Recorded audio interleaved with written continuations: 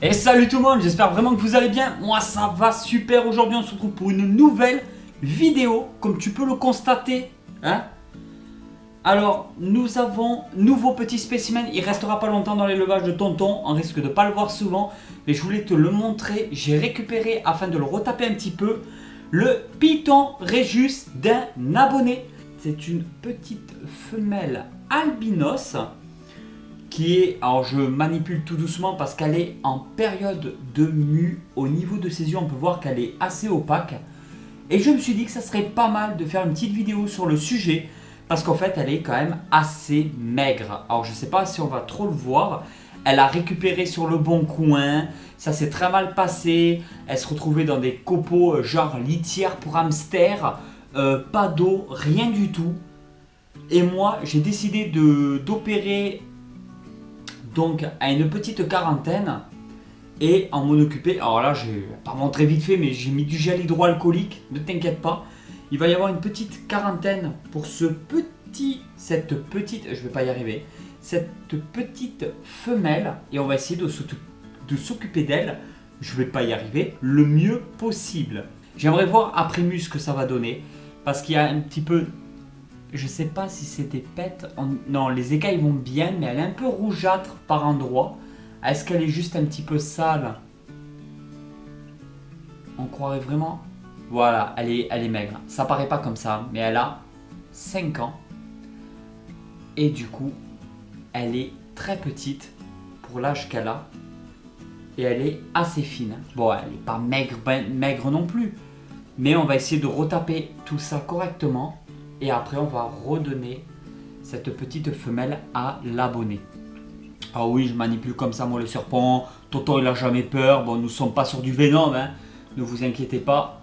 Juste petite Python Rhésus inoffensif.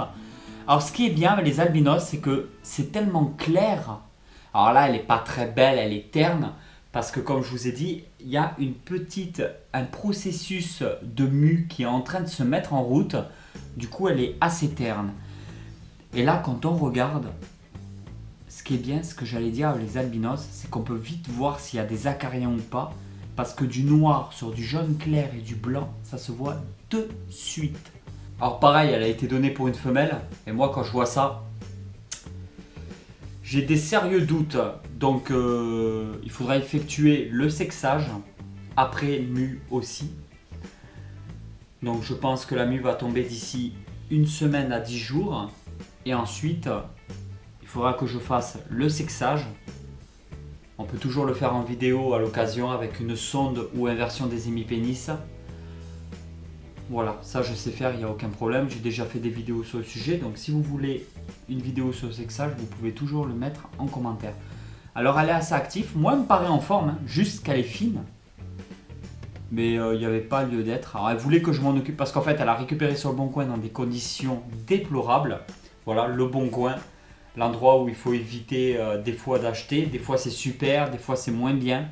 Et du coup elle a sauvé un petit peu de la personne qui s'en occupait pas du tout. Pas de chauffage, pas de lumière, litière pourrie à rongeurs.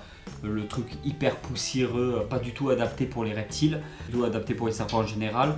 Apparemment, il lui donnait un poussin à manger une fois par mois. Donc on va passer, nous, plutôt à du rat décongelé. Voir comment ça se passe. Mais du tout petit rat pour commencer. Voir si elle le mange et si elle s'habitue. Et après, on va partir sur des proies un peu plus grandes. Pour essayer de la booster un petit peu. Parce qu'elle me paraît assez fine. Et très petite par rapport à l'âge qui a été donné. Elle me paraît quand même en bonne santé. On voit bien les fossettes thermosensibles qui lui permet de capter les différentes variations de température. Les écailles ventrales, ça me paraît assez joli au niveau du ventre, assez sympa. Les écailles au niveau du bas de la tête, ici à ces endroits-là aussi on peut retrouver très facilement des acariens. Là apparemment je ne vois rien du tout. Voilà.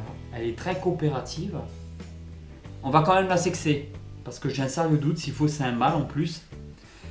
Et je vous ai dit que c'est moi qui la récupère le temps de mettre en place une quarantaine. L'abonné m'a proposé, ça ne me dérangeait pas du tout. Je me suis dit ça peut faire des sujets de vidéo. Comme ça, je mets en place une quarantaine, je m'en occupe, je la rebooste bien correctement. On va augmenter un petit peu les températures, tout ça, on va s'occuper de tout ça. Et en attendant, cet abonné va préparer son installation. Terrarium, substrat approprié. Cet abonné voulait partir sur du snake bedding, qui est pour moi un super substrat adapté bien évidemment aux serpents. Il n'y a pas de souci. Très intéressant de pouvoir observer ça. Ça fait longtemps que je ne vous avais pas montré de serpent en vidéo. Je ne sais pas du tout ce que vous pensez de cette petite vidéo. Vous pouvez toujours me mettre un petit like et un petit commentaire si ça vous a plu. Alors là, je ne vous montre pas grand chose, hein. Je fais juste une analyse complète. Je suis rentré il y a quelques minutes chez moi. J'ai dit vite Célie, on met l'éclairage, on met tout en place. On filme une vidéo pour cette nouvelle petite qui va pas rester bien longtemps dans l'élevage de tonton. Mais j'ai voulu faire un geste pour cet abonné qui a fait un geste par rapport à ce petit serpent. Alors si tout le monde en s'entraide et que tout le monde on essaie de faire avancer les choses, et ben peut-être on arrivera à faire quelque chose. Donc méfiez-vous toujours des animaux que vous allez prendre. On va profiter de cette vidéo pour faire un petit message de prévention. Quand vous prenez des animaux, que ce soit chez les serpents, si vous achetez un serpent, que ce soit dans une animalerie, chez un particulier ou chez un professionnel spécialisé et tout, mais qui fait ça chez lui, dans tous les cas, faites très attention. Renseignez-vous bien donc de votre côté par rapport à la personne, hein, si elle est réglo, tout ça, si tout se passe bien, s'il y a des retours de d'autres clients par exemple. À vous d'observer aussi les installations, les élevages, l'état des terrariums, des structures. Hein. À vous de regarder un petit peu tout ça, d'observer s'il n'y a pas des acariens, si c'est possible. Il y a un petit point noir là. Attends ma petite poulette. Non, c'est juste une tache. Je croyais que c'était un petit acarien, je dis ça y est, il y en a, je suis en train de le mettre partout sur moi. Une méthode assez simple pour savoir s'il y a des acariens sur un serpent, enfin ça ne va pas vous affirmer s'il y en a ou pas, mais s'il y en a, c'est fort possible que vous le voyez direct. Alors voici la petite méthode pour savoir s'il y a des acariens, ça va peut-être pas confirmer mais ça peut nous aider. On prend un petit mouchoir, un sopalin blanc qu'on a humidifié au préalable et on va le passer donc à partir de la tête, voilà, et on va faire en sorte de faire circuler le serpent. Faire glisser à l'intérieur du sopalin. Comme ça, voilà. Et là, on le fait glisser à l'intérieur du sopalin. Progressivement, faites doucement, il ne faut pas faire mal ou stresser votre serpent. Voilà. Là, on l'a fait tout le long. On vient de... Et maintenant, vous regardez sur le sopalin, comme il est blanc, si vous avez des points noirs. Et là, quand on regarde, il y a un petit bout de mue. Tu as commencé ton processus de mue ou qu'est-ce qui est passé? Non, voilà, juste un tout petit morceau de mue. Alors, j'aurais peut-être pas dû le faire si elle est en période de mue, bien évidemment. On va éviter. Mais comme on peut le voir, il n'y a pas un seul point noir dessus. Donc, pour l'instant, tout se passe très bien. Je vais, sans plus attendre, la mettre dans un genre de rack d'élevage en attendant.